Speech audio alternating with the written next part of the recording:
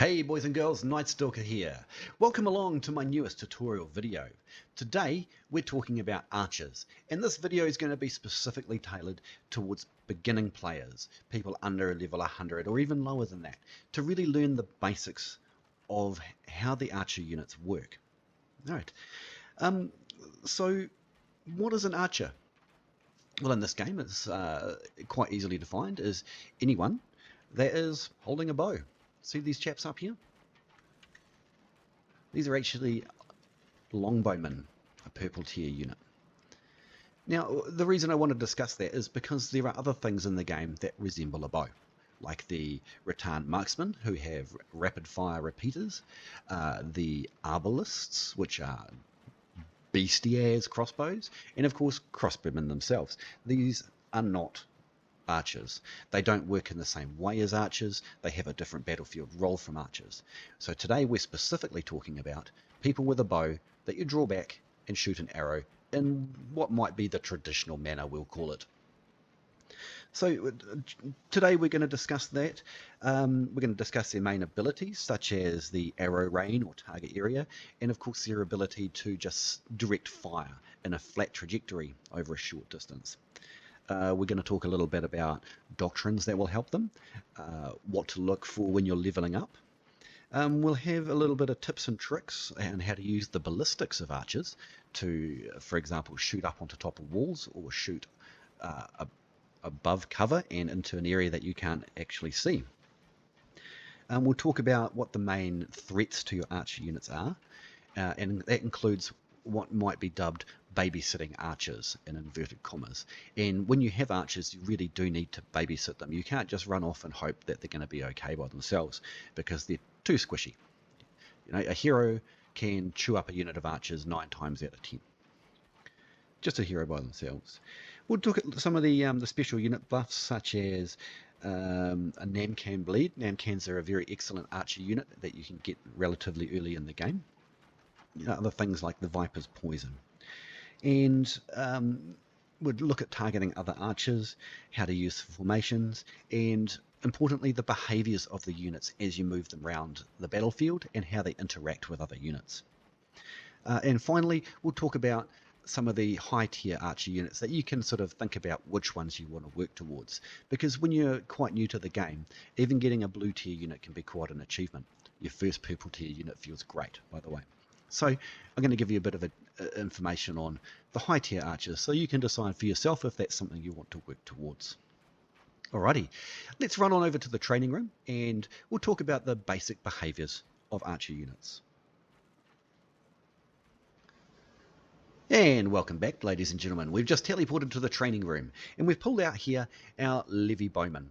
They're a peasant tier unit, a white tier. Everyone should be able to get them pretty much straight off the bat. Very easy unit to get. I don't think you get them for free like the domain archers, but you definitely get them early on, and they're cheap. They're not great, of course, but they're going to suffice for us to do a bit of training with. So, come with me, unit. Oops, what's going on here? Oop, mouse stuck. So, what we're going to do is, the first thing we're going to do is observe the behaviors of the archers if we just let them stand and shoot at what's coming towards them. So they'll automatically fire when units get within range, and they'll start peppering things. So these ones are a little bit harder to kill than most melee infantry because of their large shields.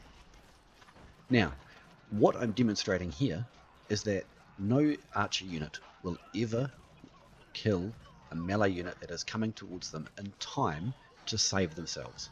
It doesn't happen. You must always support your archer units. So that behavior is nice and easy. They stand still, and anything that moves into their range, they'll start to shoot. Let's go get ourselves another unit. The next behavior I want to demonstrate, we'll just pull out the domain archers.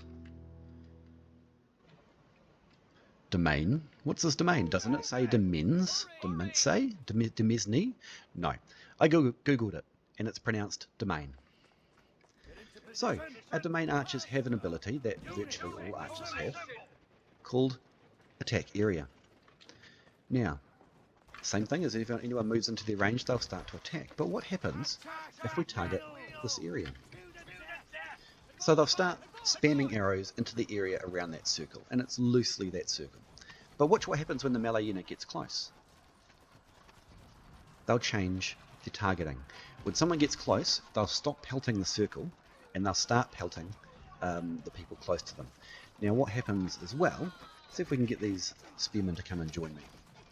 You see the guys at the back are still shooting while the guys in the front are fighting? Now what will happen if they do beat this unit, you know, if they kill the melee unit because it was only 5 guys running towards them, they'll continue to switch back to targeting this area. They won't forget their orders.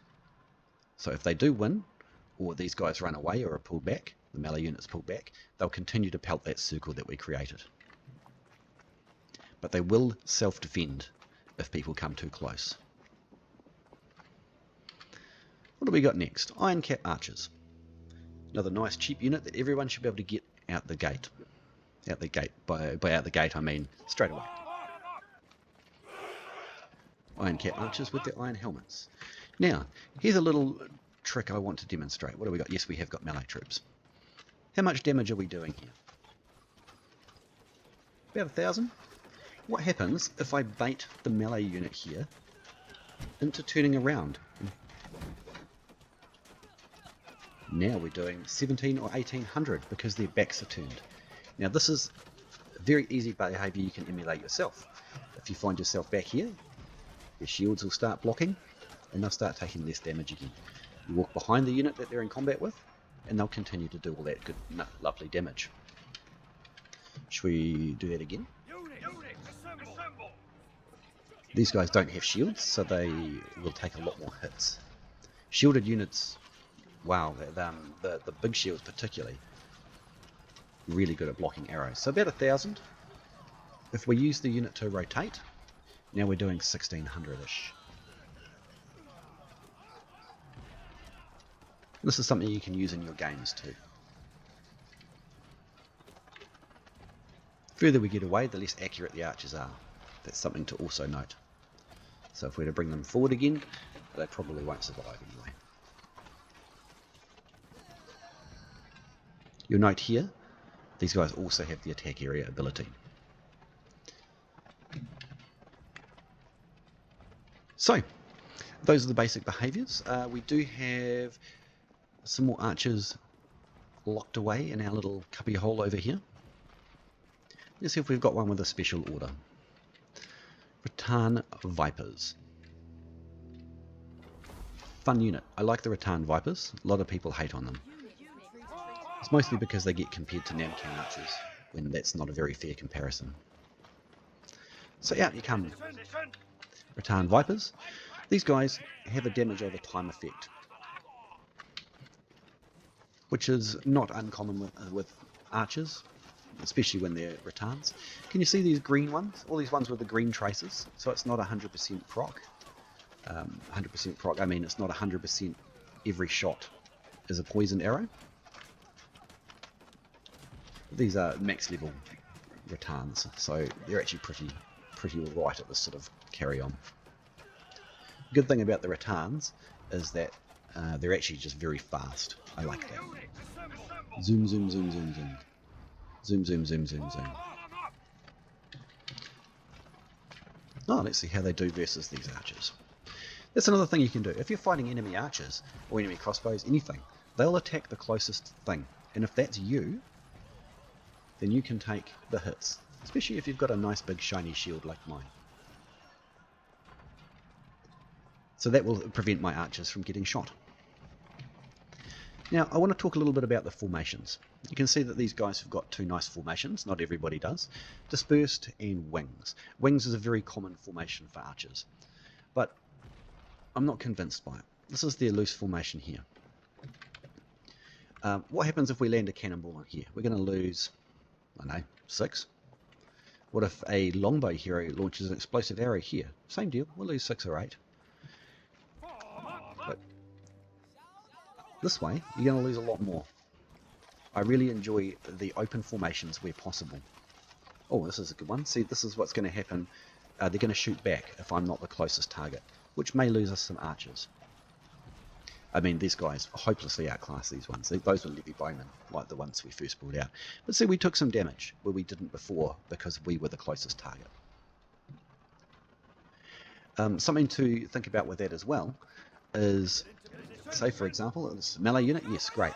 Say behind, for example, they had an archer unit behind.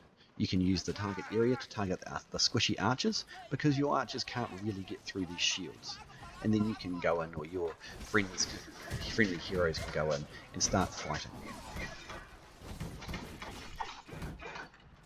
Okay, so in the meantime, the pretend archer unit over here that doesn't exist will be dying to my arrow fire. Now, this is what happens if you run out of ammunition. They'll charge in and they'll start fighting in melee combat. So you've got to keep an eye out for this out of ammunition marker here, little ammo bar. Once it reaches 0, they will get stuck in and pretend that they're hard men in combat. And these little daggers, they're just not much of a match for shields. Although, again, these are elited, maximized rattan vipers. So they're actually going to beat these spearmen in combat, which is quite embarrassing for the spearmen. Go on, gun stabbing. So those formations can often help you live longer. If you're cramming into a little area, like for example, you needed to stack them up here to shoot someone down here, you could use the more finite formation to have them here. Alright, last thing is attack to move, and I'm holding down the V key and I'm moving my mouse and I'm going to click. I want them to move over here and I want them to shoot things along the way. Now this is going to cause us a problem. Can you guess what that problem is? That's not many arrows coming out of that gateway, is it?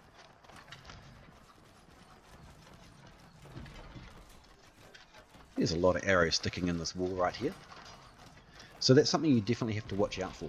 They're not like guns and crossbows that have a flat trajectory. They do have a ballistic curve. Watch what happens if we move them all the way out.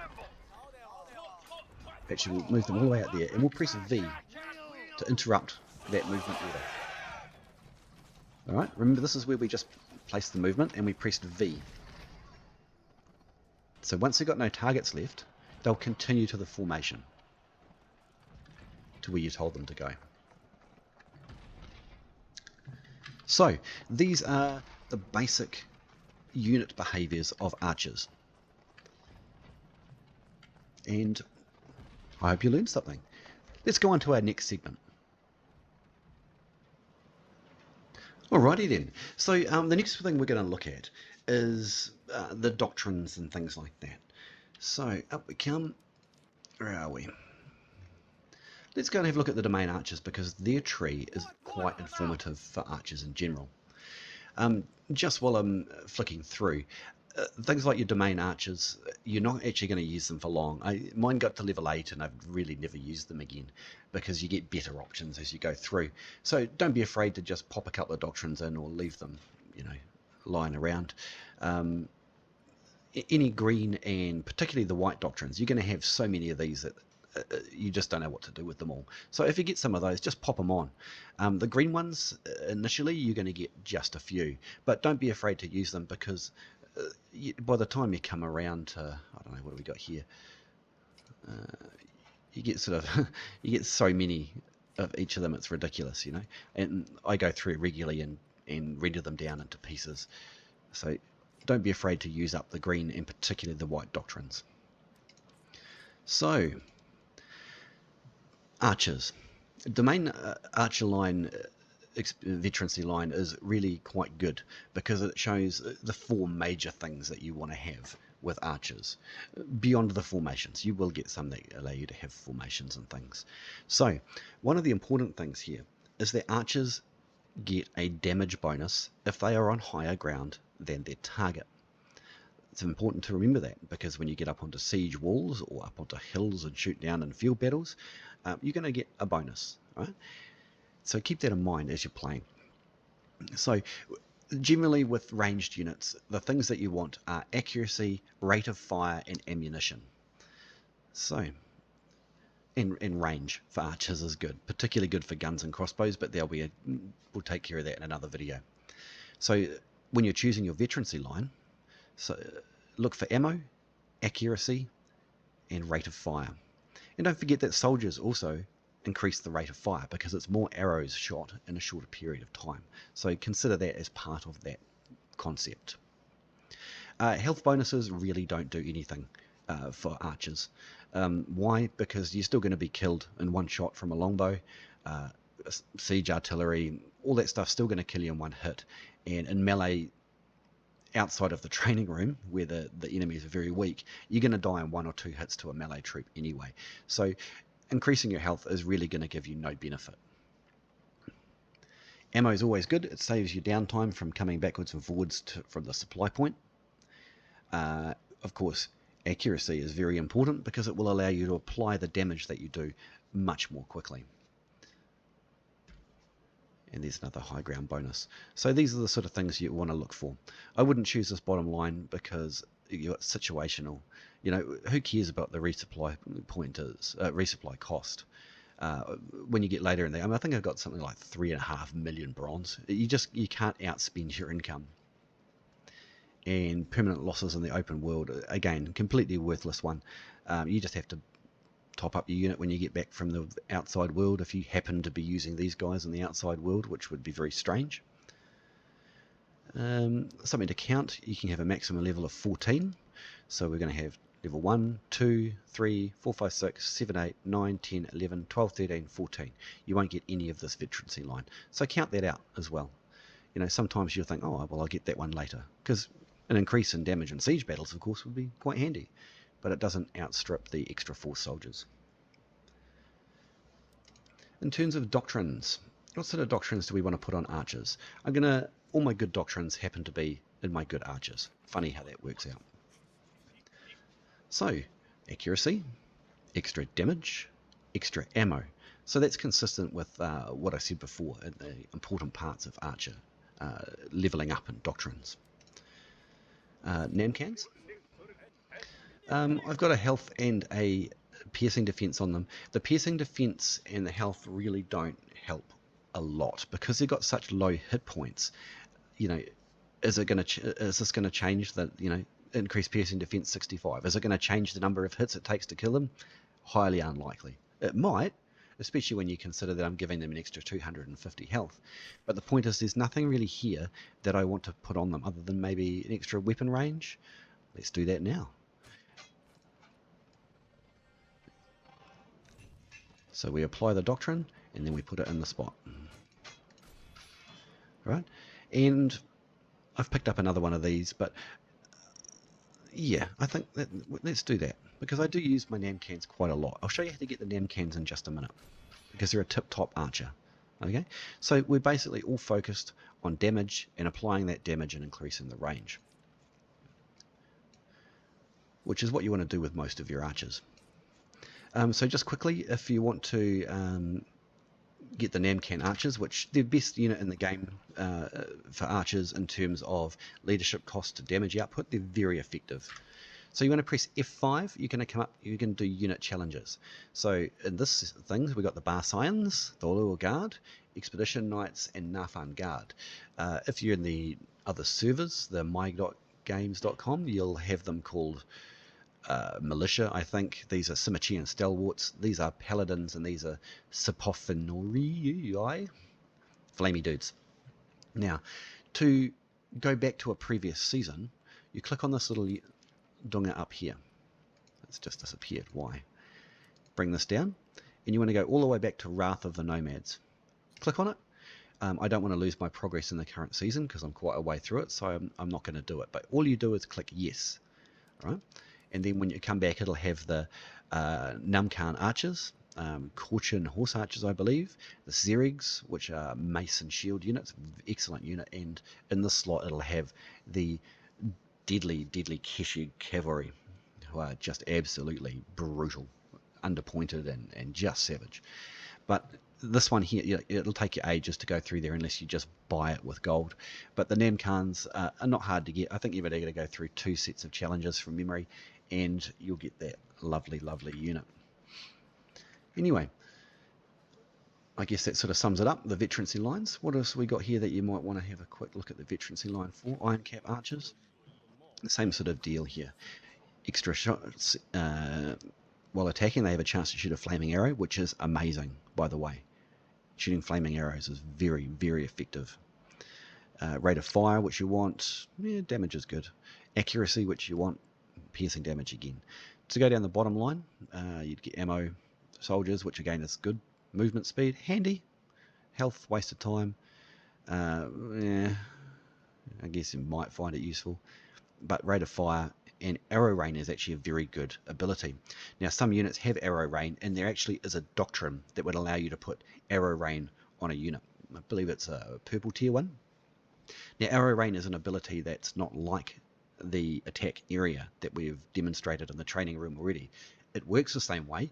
You select it, you choose the area, but what they then do is they will shoot as many arrows as they can as quickly as possible, and they just do a big ammo dump into that zone.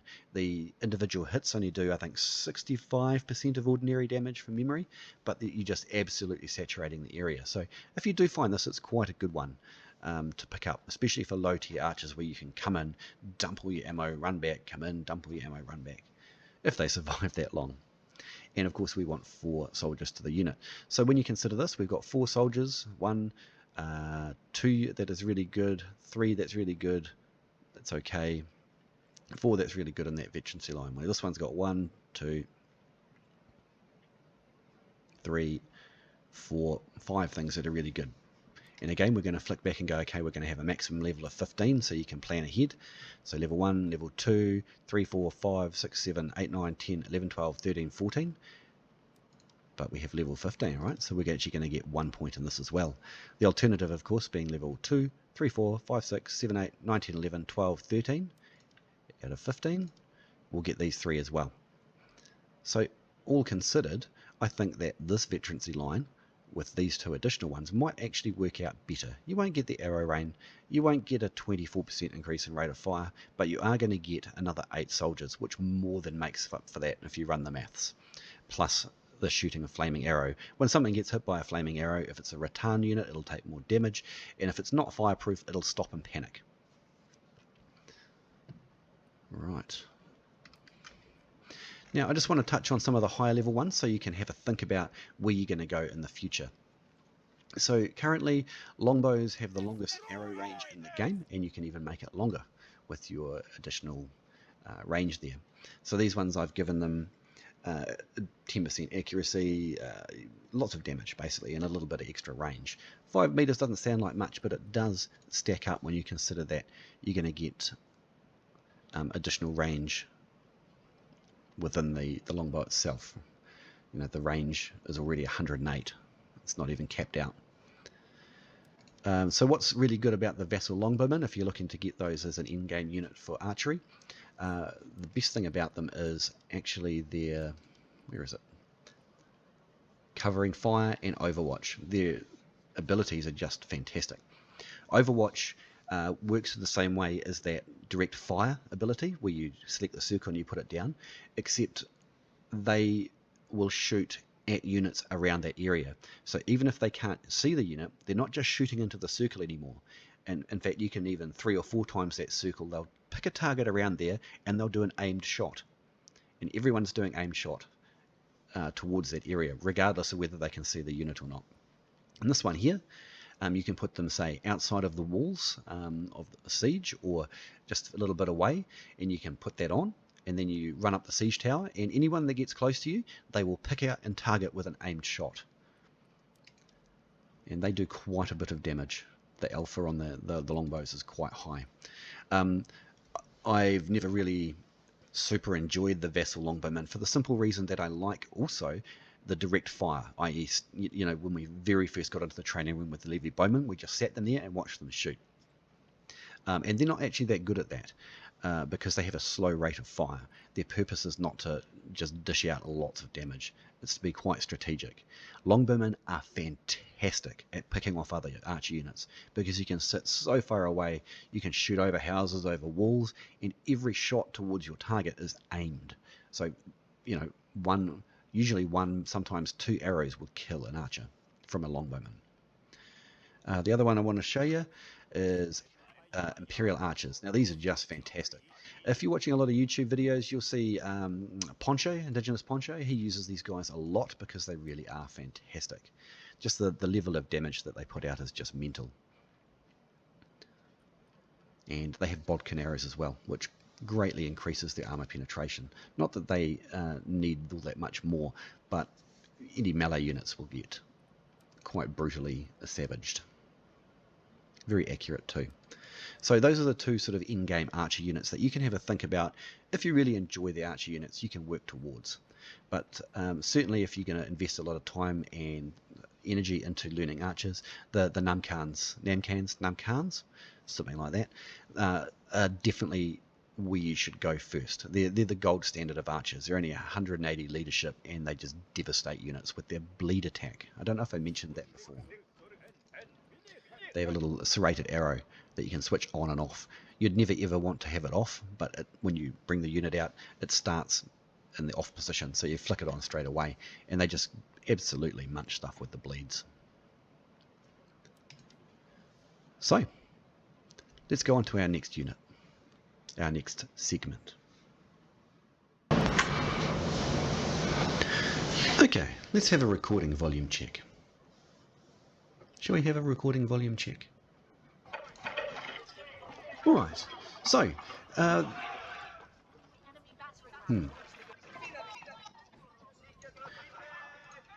Alright, so, there's two clips I want to show you to highlight the two main ways to use the archers, with either the direct fire or the indirect fire. Now, when using the direct fire, you've got to be quite aware. You're babysitting these archers, all right? And our opportunity is just about to come into action here. So we see that they're pushing them front gate, and we're probably just going to about pop down. Give them a bit of help. Okay, now when we approach the gate here, because everyone is quite close to us, they're not far away, the ballistic arc of the arrow is not going to be a problem for shooting down this corridor. So here we go. Now, doing this, like, there's no way he'll charge a unit of Namkhans. He knows he'll die. But you've got to move fast and move often. When you see the troops coming, you run. Don't leave it too late. If you see a hero coming on a horse, you've got even less time. Especially if they're a big choppy melee hero with a glaive or a maul, a spear, anything that will decimate your unit. So, here we go. I'll ask for some help. Now we might just skip them forward a bit till the gate is open, because we're going to repeat. You know these people are coming in. And we're going to pop them out and direct fire them. Again, we're babysitting. We're with our archers all the time. I can see the short bow here, and I think, well, is he going to be focused on me when there is cavalry out and about chopping people to bits? And I see these nice squishy archers, low tier pikemen, things like that. That was a little bit early, so we'll move them out, and then we're going to press the V key again for them to start firing. Nice short range direct fire. And again, as soon as we see a threat to the archers, we move. That was our own team dropping hot rocks on our face. So thanks to that person. So yeah, it's all about the babysitting. You've got to be right on top of your guys. If you're going to poke out, have a couple of shots, make sure it's only a couple of shots. The timing is really important, right? Losing your archers because oops is bad. So he's going to be tempted here. So the hero on the horse, he was never going to make it in by himself, and we're moving long before the conditori get to us. And then we reap the rewards. Now, this hero knows what's going on. He's not fresh, and he sent his conditori over to attack my archers. So I've got the option of either fleeing them further or continuing to fire. In this instance, I've chosen to continue to fire. We are going to lose some, but they will chop down the infantry pretty quick. Now, we're babysitting again. We see the pikes come in, we move them away. And we've sacrificed for the greater good of the archers. But we did save our archer unit, and when you're dead you can still press the V key to keep them firing. So it contributed well to our team. So, for direct fire short range engagements like this, babysit, babysit, babysit. Move early, move often. We're going to switch over to our next clip now. So here we go. Now we're going to do indirect fire for the archers. So with your indirect fire, you want to look for gaps between buildings and roofs, clear areas to shoot over walls and things like that.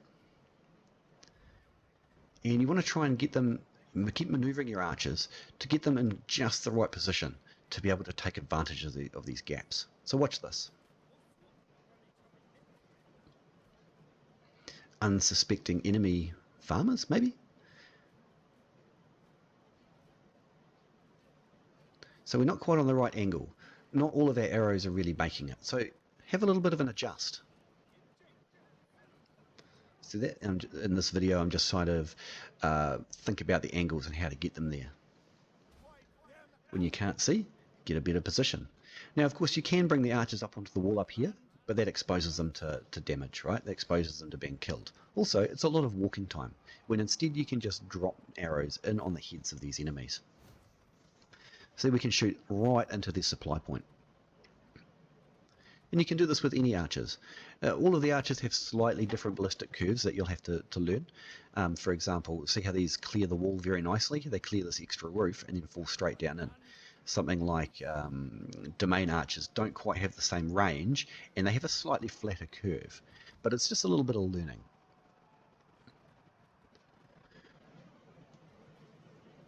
So yeah, we've just slotted it between the roofs and over the wall for free damage straight into the supply point. And this is great for harassing too, right? They don't want to sit there on the supply point getting constantly shot.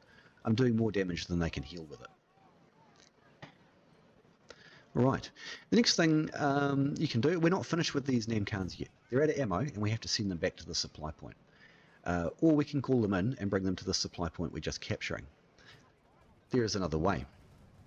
There's a lot of walking and a lot of downtime. So what we're going to do instead is we're going to pull out another unit that we have, any old unit. Then we're going to wait for the cooldown so that the archers have time to retreat, and then we're going to call the archers back in.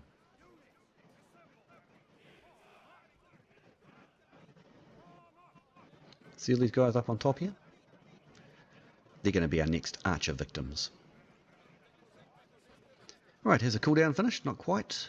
Here we go.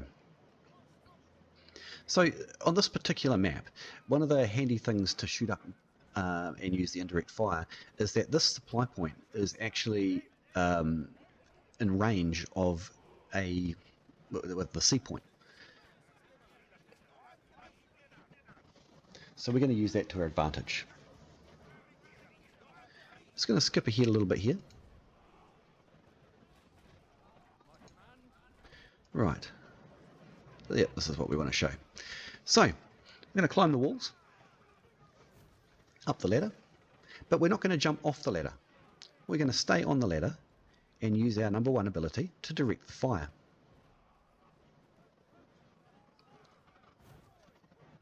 Right, we don't want to waste our arrows, our unlimited arrows, into that Imperial Spear unit because they're just going to not really achieve much. Those big thick shields block most of the arrows. We're going to target the guys who've got their backs turned or are somewhat exposed, smaller shields, something like that, or no shields would be better. Enemy archers are always a great target for archers. Now that that block is broken up a bit, we'll start firing into there. Here's a little trick too. You can slide down the ladders without jumping to your doom. Just sort of jump off the wall and onto the ladder and push in towards the ladder without, you don't press F or anything, you just sort of essentially try and walk towards it and you'll slide down the ladder. And here we go, so our indirect fire is starting to take a nice toll on the enemy. I can't direct my fire while I'm fighting Fortebrachios, of course. So we know that they're coming in and we're going to do the arrow rain. We're going to jump off again and use that same trick of not going splat, which is better than our spear guys and all the other guys who just jumped off the wall and took massive damage. And then we're going to go back and do it again. You can see our archers doing massive indirect fire damage still. They're hitting somebody in the back, somebody's not watching, so we'll just continue to direct that fire. Now something to remember, every time you redirect the fire, the archers stop, they re-aim, and then they start firing again, and then the arrows take flight time from the archer to the target. So there's a little lag of a few seconds between when you choose the circle and when the arrows start landing. So shoot in front of where you think people are going to be.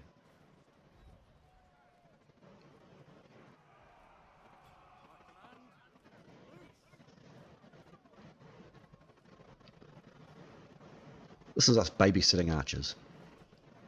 Yeah, if you start getting stuck in, the archers are pretty safe where they are now, but all it takes is for some heroes to come across the archer unit and they're going to be dead. By our supply point, using your mini-map, you can see that there's a lot of our friendlies around that are not going to allow people just to walk in and kill the archers, which is why we can climb up the ladders and focus on where we're shooting.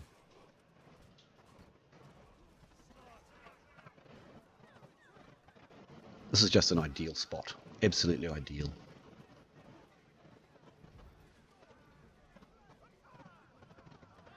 And that is how we use archer indirect fire. You'll notice that when you plonk that circle down, often you can put it just beyond the range of the glowy circle, so keep that in mind too. So, the last thing I want to show you is how to shoot into protected areas like the A point on this map. As you can see, they're protected from trebs and all sorts of things, but there is a way to put some fire into there without exposing yourself too much. It's nice and easy. You can see my archers now forming up on the mini-map, and they have a nice angle into the protected area. Play around with whether they go wide, whether they go shallow, whether they go left, whether they go right. But that's how you fire into protected areas. So, boys and girls, that's my basic tutorial on archers. It should be everything you need to know to get you going. Of course, there are many advanced tactics and many strategies that can be used with archers, but I'm really just trying to teach you the basics for now. Also, if you've been watching this video and you've got any other tips or things that you've found that would help others use archers, especially when they're just starting the game, please leave them in the comments below and we can all share the learning so that we help the community. Thanks for watching.